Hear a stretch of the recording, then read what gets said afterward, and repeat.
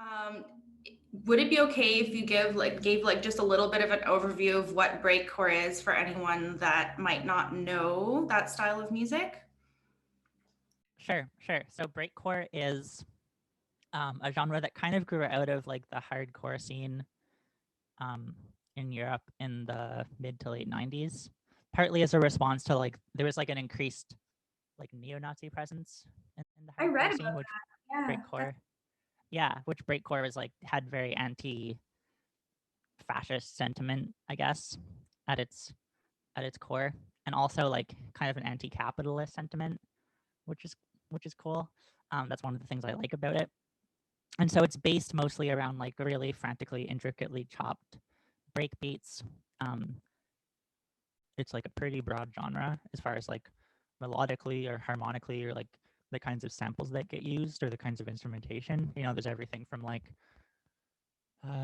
stuff that's like completely synth based to stuff that's like sampling like old pop music and laying beats on top of it to like blends with like classical music um to like UK acid house type stuff, like you know, like 808 bass lines and um, yeah, just it's pretty all over the place. And I think part of that is because it grew mostly through like the internet and like file sharing, so it doesn't come from like one centralized location like a lot of genres start. And I think that's why it's kind of like just a beautiful mess. Mhm. Yeah, it's a very cyber-oriented computer genre, hey? Yeah, I would say So so. Yeah, we know each other from doing a collab, well, through Emily yeah, Kennedy, but we know each other from doing a collaboration in 2019, yeah. where you got a grant to write or to incorporate our string quartet into your album. And Yeah. I thought it would be interesting just to ask you a bit about how that was for you in terms of coming from this cyber um, computer writing background and then Mm-hmm. writing these acoustic classical instruments. What was that process like? You know what? I was just talking with Emily about this the other day. Oh yeah. Um, yeah, I it was like fun for me. I learned a lot in the process. Uh, that having been said, looking back on it, I definitely feel like I was a little out of my depth. Like, don't get me wrong, you four were like super patient with me, but like I don't have a theory background, so I felt like, and I always feel like this, like I feel like I understand it well enough that when I'm writing music for myself, um, especially at this point, because I've been doing it long enough that it comes pretty naturally. Like I don't usually have to think about it too hard. And when I do, then I can think of like the theory stuff I have learned to be like, oh, how can I make this key change um, more smooth, you know? Or like, oh, how can I make this chord stand out a bit better? Um, but I was trying to like talk about it with you four. I just felt like a fucking idiot. Because We you'd never be thought. like, oh, is this note supposed to be sharp? And I'd be like, I don't know. Can I hear it? Yeah, We not never thought you sounded like that. No, no. yeah, not that you made me feel that way. It's just me, I guess. So Mhm. what I was saying to Emily is like if I was gonna do that again, what I would probably do is write the synth parts and then get the performers to just write their own parts for it. I think Mhm. that would make more sense, especially considering you know the instruments better than I do. Um, Yeah, yeah. I that was ha- funny. I was actually talking to David about this in our Mhm. conversation. um, we were saying how it's so interesting how, all these time signatures that work so well sometimes with the normal mediums that you would be used to working with. Yeah. It can be difficult to translate that to an acoustic instrument. And yeah, but reading a bit about breakcore, and how I can see why you wanted to include like a string quartet, because there are so many influences from other genres of music that make it so unique. After we finished, I was having a hard time blending the recordings with like the electronic instruments. Hmm. And so then I thought, well, maybe I'll take a break and come back to it. But then my mom passed away in February, and then the pandemic hit. So I've kind of just like had it shelved. But I do think I'm going to go back to it at some point. I don't know if I'm going to, like, it might end up being completely different. I might end up taking what we did and sort of like repurposing it or like chopping it up and doing something completely different Feel with free. it. Feel free. Okay. Yeah. Um, yeah. The process was really cool though. Like, I have never had like musicians interpret my music like that before. Um, I was really touched. Kind of wanted to cry, like in a good way. Um, yeah, it was a really good experience. And Yeah. I mean, we were equally out of our element playing breakcore. I mean, I haven't even heard of breakcore before I met you. So you were my first introduction into this entire genre. So I'm not entirely sure what the other three's knowledge of the genre was, but I suspect it was similar to mine in that we certainly had never played any of it. So, you know, I mean, it's cool sometimes to get outside your comfort zone and play something different. Agree. Yeah. So, pandemic life. Do you want to talk a bit about? I mean, I'm interested in your artistic practice and how it's been helped or hindered by this whole situation and this year and all of that. Okay. Well, last year I didn't really do much musically. That was less because I mean, yeah, well, because my mom committed suicide in February of last year, and so I like honestly like this year when because New Brunswick has been a little, at least in Fredericton, we've been a little bit like sometimes opening things up a little bit and then closing back down when things start to look like they might get bad, you know. This past like month we were in quarantine, or not in quarantine, but we weren't allowed to like go out and hang out with friends. I found that way harder than last year, and I think because last year I was more focused on like my mom than the pandemic, you know. Mm-hmm. I was like joking. I was like, man, you know, it's been a shitty year when like a worldwide pandemic that's killed like thousands of people would be like relegated to the B story in a movie, in a show about your life. If you ever do stand-up comedy, you should include that in your set. I mean, I probably will. I do stand-up comedy, actually. You do? That's Yeah. amazing. Yeah. Wait, I'm just learning this about you. That's awesome. That's like one of my favorite things to do. I had done a few sets before quarantine. Hopefully I can do some again soon. It's like a little bit hard to know like when we can get together again, but Of course. so anyway, last year I didn't really do much. I did like a few tracks here and there. This year I've been doing okay. I think partly because I took all that time to like rest and sort of like sort my life out. Mind you, like even before that happened last year, like towards the end of 2019, I was starting to feel pretty burned out. So like I was playing in a rock band at the time called Helium Submarine. I was playing drums, and I quit that because I was like, I just don't have the energy to focus on multiple projects right now. And I'd kind of committed to myself like, okay, I'm going to give myself time to rest from now on and not, you know how like especially when you're a musician and you constantly have stuff going on and you're the one who has to keep track of all of it, you don't have like a boss. Mm-hmm. You can rest, but it's always like, at least for me, I always feel like I have to like regiment time. Like, okay, I'll give myself today to rest, but then tomorrow I have to do this and this and this. But then the time that I'm relaxing, I'm spending a lot of it just thinking about the stuff I'm gonna have to do later. So I'm not like really relaxing. So anyway, I told myself like I'm gonna stop doing that. I'm gonna actually relax and just take a break. And then when I feel better, then I'll get back into stuff.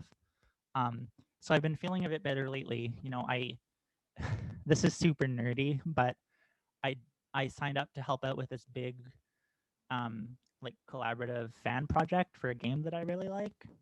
Oh, Where it's like a bunch of different people have signed up to do like custom levels for this game, custom art, like programming, and then music. So I'm doing some of the music, and uh, just like being on this Discord channel with a bunch of other musicians, and people are like sharing works in progress and giving feedback, and that's been really inspiring for me. So I've written more music in the past like couple weeks than I did like all of last year. Up until last year, I had basically assumed that music was like what I was here to do, I guess. Um, and that I would either spend my whole life, I would either like make it big as a musician or like spend my whole life trying and just like taking on jobs that I didn't really like, but that would afford me enough freedom to pursue music otherwise. Um, and then I don't know why. It's some when my mom passed away, it just kind of like shifted, and I was like, well, for some reason, the thought of that didn't appeal to me as much anymore. Um, and so the plan originally was to like get into psychology and then maybe be a therapist out on the reserve where I'm from. But um, then, sort of thinking more about that, I ended up thinking social work might be like a direction I could go in that might make more of a positive impact. So in a sense, I feel a little bit freer now because I don't feel as much pressure like on my music, I'm kind of like enjoying it more. Um and I think that's a big reason is that like I feel more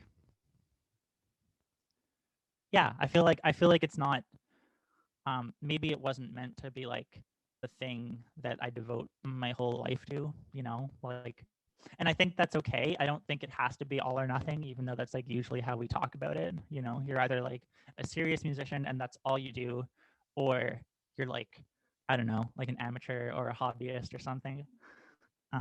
There's like, I think there's a lot of gray areas where you can explore different things. Um, so yeah, I'm excited. Um, this summer, I'm going to be working on a project. I'm doing like a residency oh, congrats. for a third shift, so that'll be good. It's actually a project about my mom. It's like I'm gonna use this program called Pure Data, which is like a multimedia visual programming language.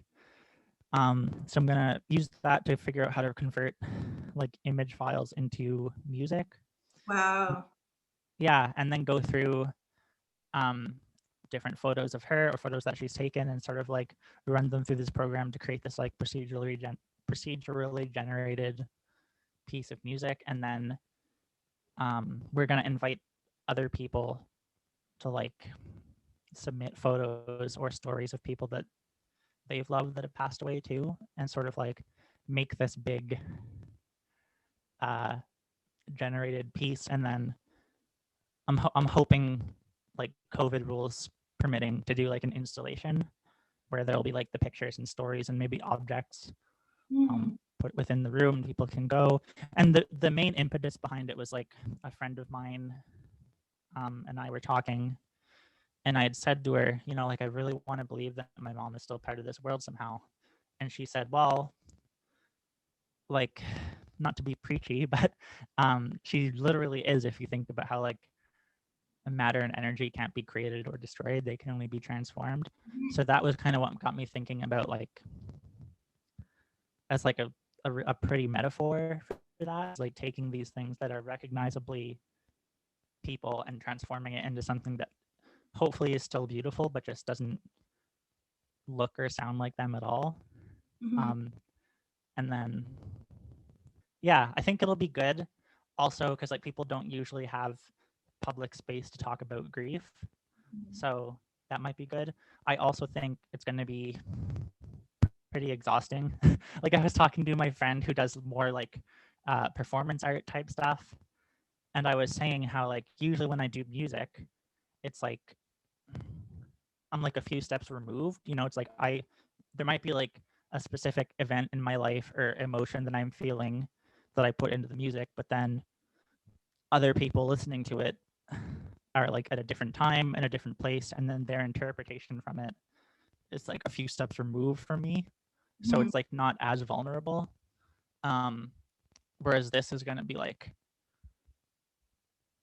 really vulnerable. So I'm like nervous about it, but also excited. But also I'll probably have to, you know, take like a week to rest after.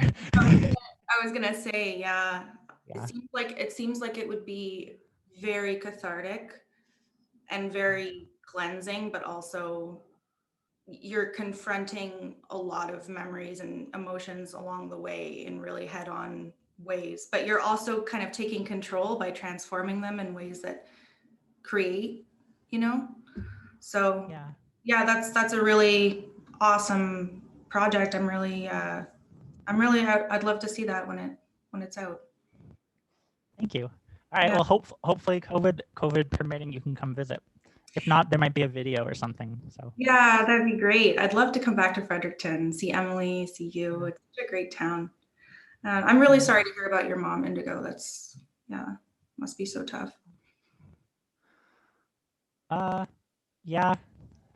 Yeah, it is. It was fucking brutal. Like I have never. I mean, whatever. Like that was probably the worst weekend of my life. Like I would imagine what? so. Yeah, it was awful. Um, like I don't even really know how to put it into words. It was like someone else had described it because she had just lost her mom too. She described it like it was like someone took your whole deck of cards and just like played like 52 pickup with them, you know, and some of them just like flew away and you'll never see them again, and some of them you have to like pick them all up on the floor, and it's weird. I went through a phase where I was like pretty um I don't know. I had this like thing in my head where I was like, oh no, like every sense of security in my life is a lie, and like anyone or anything I care about could be snatched away at any minute, you know. Um which like maybe hasn't entirely gone away, but I've like over the year gotten a bit better at like having a positive outlook despite that, I guess. And Mm. in some ways it was like I don't know. It's it's weird because like at first, um, when something like that happens, it's like you're kind of allowed to express grief in ways that like wouldn't normally be acceptable, you know? Like if I when I went to a Wendy's with Emily actually, and the cashier was like, "Hey, how's it going?" And I was like, "Terrible." You know, which is not something I would say normally, even if it actually was going terrible. Um, but over time, I feel like it becomes more and more uncomfortable for people to talk about, you know? And I don't think it's like that they don't care. I just think it's like, I don't know. Maybe it's hard to think of it as like sort of a wound that like never completely heals. You just sort of like learn to grow around it, you know? I Right. know my grandmom passed away when I was like 12, and my mom still sometimes 20, 30 years later would cry about missing her.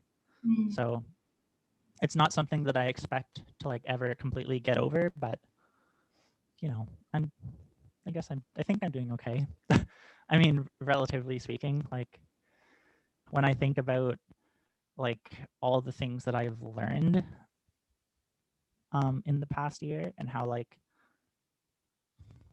the one person that I would have wanted to talk to about those things most would have been her.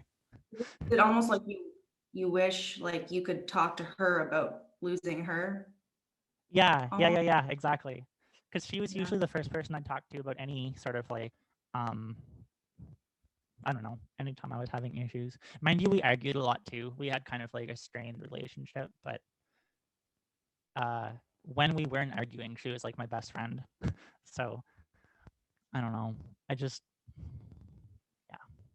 it's weird. I was talking to my dad about it, and I was like, it almost feels like when you lose someone that close to you, it's like their absence becomes its own presence in your life. You know, like you go through things and you think about like, oh, I wonder what they'd say if I could text them right now, or like this would be a good day to go for coffee with them. And yeah, it's like the fact that they're not there almost becomes like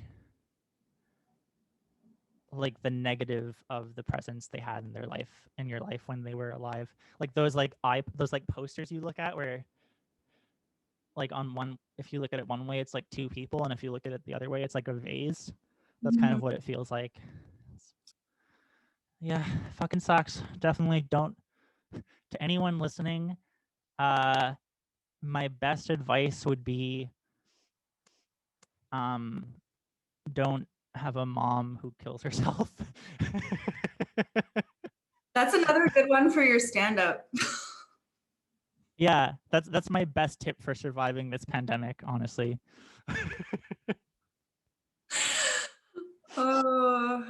So, all right, as a comedian, and I'm sure because you do stand-up, you probably watch a lot of stand-up.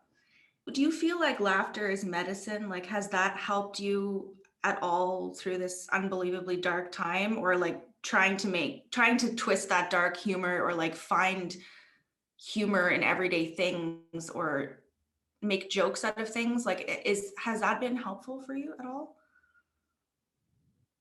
Yeah, I would say so. I think um there's a difference between like I think there's a danger with humor in that it can be used to deflect and to like avoid thinking about things that like really need to be addressed, you know, or that really need to be processed. But I do think humor is really helpful for making topics that are otherwise like really hard to talk about, or might be uncomfortable for other people to hear, and make them like a bit more digestible. So usually when I'm doing stand up, that's what I try to do, is like I try not to make it just like so that I'm getting up on stage and talking about stuff and telling jokes about it, and then I feel better while we're laughing, but then afterwards like I still feel shitty. You know, I try to write it in a way that like the process of performing is actually like helps me work through it in some ways, or helps me share with the audience ways that I've learned from it. Um, and the reason why is because I've seen some really good stand-up comedians on like Netflix that have done that. Like Hannah Gadsby, her Nanette special was amazing, and she talks a lot about that, and talks a lot about like um, jokes often requiring you to like freeze a situation at like its trauma point to joke about it, because if you talk about like actually how horrible it was, um, it's like not funny. um, yeah, so you know, and that was another thing that I really liked about her set, was that like she was very in control and willing to make the audience uncomfortable, which I kind of like doing when I'm performing too. It makes me feel kind of powerful, especially like if I can get people laughing up to a certain point and then just say something that's like aggressively not funny, and then hear the room just like go completely silent. I'm just like, oh, like, you know, like I had a bit um in the second last time I performed, where I was like um talking about how I think social media, um not just social media, but one of the things that social media has contributed to is people like not listening to each other and being more divided. And I was like, you know, like a few months back on Facebook, my dad made a joke that I thought was pretty racist. I don't think that he necessarily meant it to be, but you know, I thought it was. So I was like, this is probably a good chance to sort of call him in, you know, um, say, hey, that was a little inappropriate. Like, can we maybe talk about why that's not acceptable? Um, treat it like a learning experience. But what I said instead was, I don't understand how you can marry a Native woman, raise 4 Native kids, and still think it's okay to make racist fucking jokes like that. And I felt good about that interaction. You know, my mom tried to jump in to defend him. She was like, "Your dad's not a racist," and I was like, "I didn't say he was. I said he's making racist fucking jokes." You know, and I felt good about that. I was like, "Truly, I've made the world a better place today." Indigo 1, racists 0. When I laid my head to bed that night, I was like, I don't want to say I'm like Jesus Christ, Robin Hood, and Mother Teresa all rolled up into one, but if the facts seem to suggest that I am, who am I to argue with the facts, right? Yeah. Yeah. Except then 3 months later, my mom was dead, and that was the last time we ever talked. So Oh, wow. um, yeah, that was the last time we ever talked, was arguing about that. Wow. Yeah. And so I said that at the stand-up comedy routine, and like I don't know if that like got people to think or not, but you know, to me it was important to talk about that because it was like I wouldn't have wanted to just make a joke about it and not, I don't know, and like push down all the other feelings that come with the humor, you know. Mhm. Um, just because like I don't think it's healthy to do that all the time. Not to be preachy about it. I just like I think um yeah, I think humor can in those situations turn into something that's like more of a unhealthy coping mechanism. But also I do agree that like laughter is the best medicine in the sense that like without a bunch of different things to laugh at this year, I would have had a much harder time, you know. Even just like funny TV shows that aren't necessarily about anything difficult, or um, movies, or yeah, just like my friends are pretty hilarious. And that's helped a lot. I think it can be cathartic. Um, yeah, I don't know. I guess that's a really really long way of saying it's complicated. It's like the TLDR version.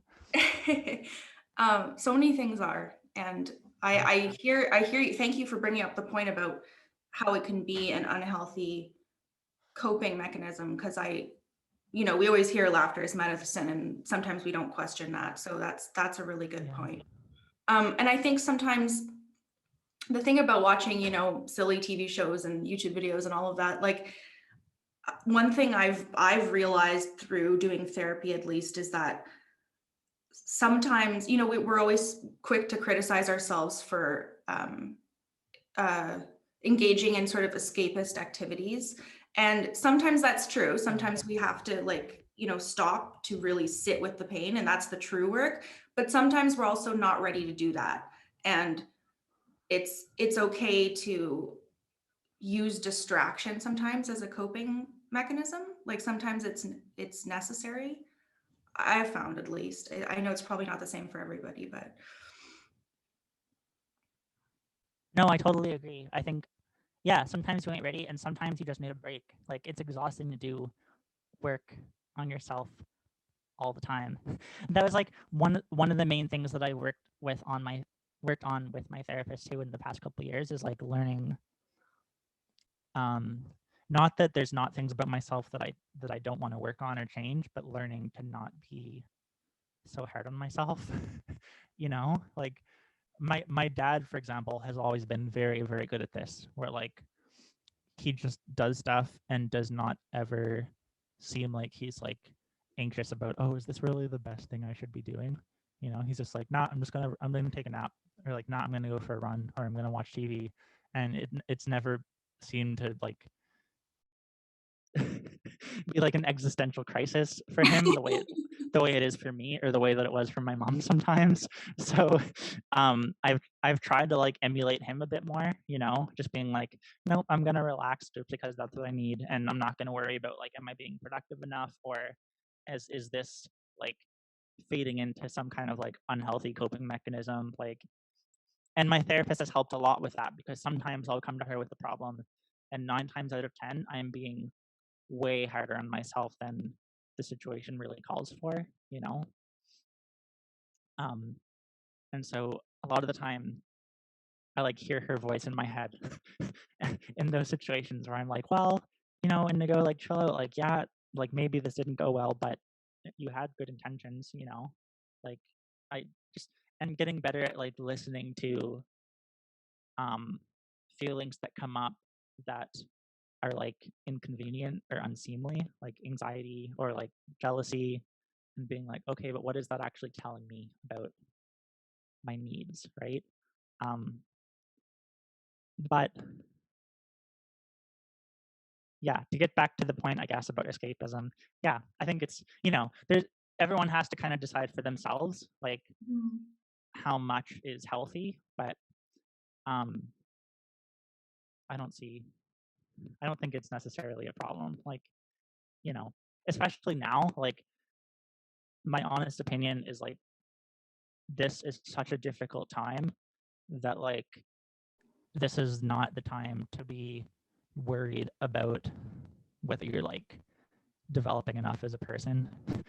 At least to me, like I think honestly sometimes the best thing you can do is like get through the day. That's more than enough, like get through the day and then hopefully feel okay with like asking for help or reassurance if you need it, and hopefully if your friends need it, you're able to provide it for them in some way so that we can all kind of like support each other. But I don't know, I'm kind of over looking at myself as like a self-improvement project. Yeah. You Oh, it's know? an illusion because we also, a lot of us, well, not our frontline workers and not some others, like people who are parenting at home, but for many of us, we have more time on our hands because we're not at work in the same way. And there's this pressure and illusion. Well, I don't know if it's an illusion, but it's certainly a pressure to make use of this time in the best way possible through self-improvement projects. And, now's the time to get abs, and now's the time to, create your best work. And, as much as I know that that's BS on so many levels, I still fall prey to it, mentally. Yeah, definitely.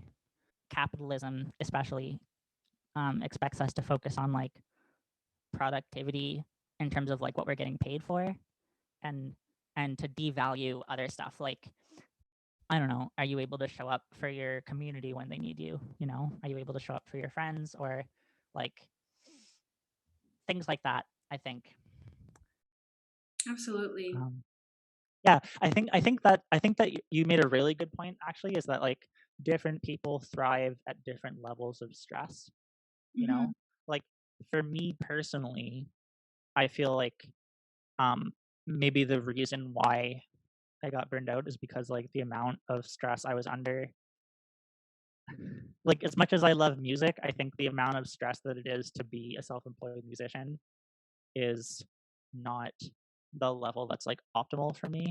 Whereas Mhm. for some people, like really fucking thrive on that, they're just like if they were to just if they just had like nothing to do for a day, they would feel lost. They wouldn't know what to do. I think it just depends on the person. I don't think it's like one is worse than the other. I think it's about just figuring out what works best for you.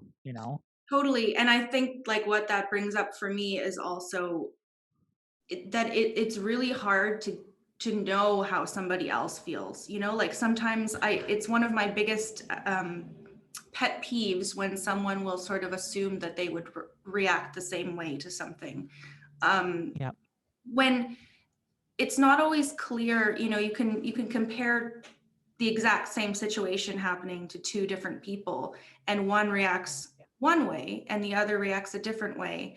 And maybe one is more productive than the other, but we really can't compare our own experience necessarily, because every single person is genetically and experientially completely different, right? And their experience of the world, their brain, their physical brains, are just so different. So yeah, you bring up a good point. It's like just knowing ourselves and knowing where our threshold is, and if the negatives outweigh, if the negative stress outweighs the benefits of a situation, that's really important to take note of. Yeah, definitely. There's this quote I like from Adventure Time, which is a cartoon that is like, sucking at something is the first step towards being kind of good at something. So I try to remind myself of that. It's so funny. I was just talking to David. If David is listening, he will recognize it. I was just talking to him yesterday about how my friend who studies neuroscience now, she was telling me that, and this seems to be not necessarily general knowledge amongst the general population, which is astounding, but apparently the way to keep your brain healthy is once you become good at something, you actually should switch to an activity you're not good at, and then start progressing at that new activity. So it's actually physically healthy for our brains to do things we're not good at, because it's working. Yeah, it's working it in a new way. So it's not at all how our society is structured, of course, because we find something we're either good at or good enough to be paid for, and then we do it for the rest of our lives, most of us, right? So I thought that was really interesting. It's like we actually should be seeking out new skills, even if it's just, learn basic level of a new language, or, watercolor when you're not comfortable with it. Or I learned how to kind of mountain bike last year. I mean, I didn't have that information then, but I knew somewhere in my heart that it was good as an adult to be pushing myself in directions that I would never usually go, So. Yeah. Oh, I love that. It's encouraging, right? Because everything tells us, even spiritually, in Buddhism, like we talk about like the beginner's mind, right? And how that state of mind is so healthy for everything, every interaction, the shedding of the ego, and just the vulnerable and loving curiosity that can be cultivated, and how that can help us to learn and grow and relate to others. And it's all connected, So yeah, that's really, I feel like I just took that in a weird direction, but no, that was a galaxy brain level take. Well, thank you so much for doing this and being on this platform with me. I really appreciate it. Thank you for having me. Yeah, of course. Yeah, of course. Where can people find you if they want to contact you for gigs, or just say hi? I'm on Facebook. You can look up Wangled Teb on Facebook. On Instagram. I'm on SoundCloud. I'm on Bandcamp. I think I'm on Spotify, but I don't think, only a few of my albums are on Spotify. Perfect. Okay. Well, I hope you have a great, beautiful rest of your day. You too. Yeah, thanks again so much.